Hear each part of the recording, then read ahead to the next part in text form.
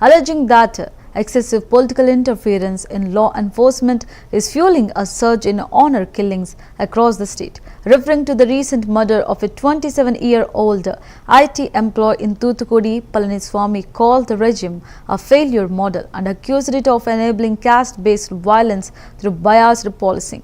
He urged the government to ensure justice for victims and take strict legal action against perpetrators. Palaniswamy claimed that over 20 honor killings have occurred under the current administration, demanding accountability and reform in police operations to curb such crimes. His remarks have intensified political debate ahead of the 2026 Tamil Nadu Assembly elections.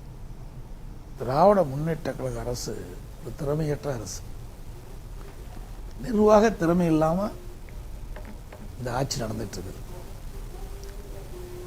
எப்பொழுதும் திராவிட முன்னேற்ற கழகம் இரட்டை வேடம் போடுகின்ற கட்சி.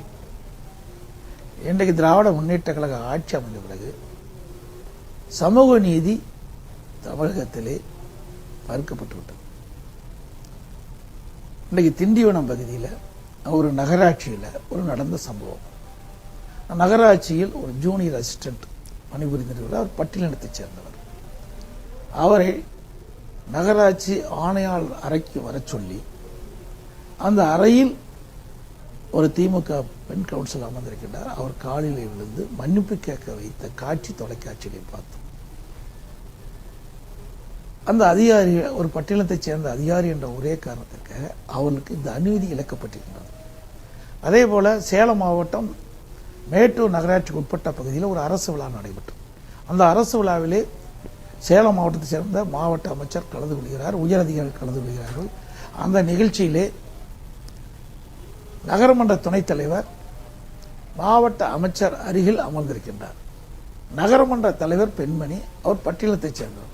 அவர் பின் வரிசையில் நின்று கொண்டிருக்கின்றார்.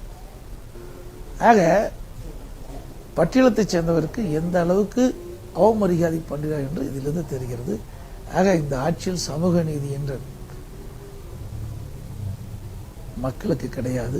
சமூக நீதி என்று சொல்வதே வாயளவில் தான் சொல்றாங்க, நடைமுறையில் அல்ல.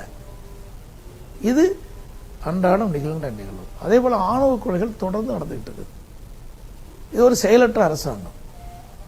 ஏதாவது ஆணவ கொலை நடைபெற்று சொன்னால் அதுக்கு உரிய முறையில் விசாரணை மேற்கொள்ளப்பட்டு நடவடிக்கை எடுத்தால் இந்த நிகழ்வு தொடராது இருக்கும்.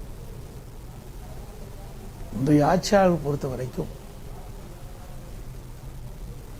சட்ட ஒழுங்காக இருந்தாலும் சரி, இப்படிப்பட்ட சம்பவங்களாலும் சரி, அதையெல்லாம் கண்டுகொள்வதில்லை.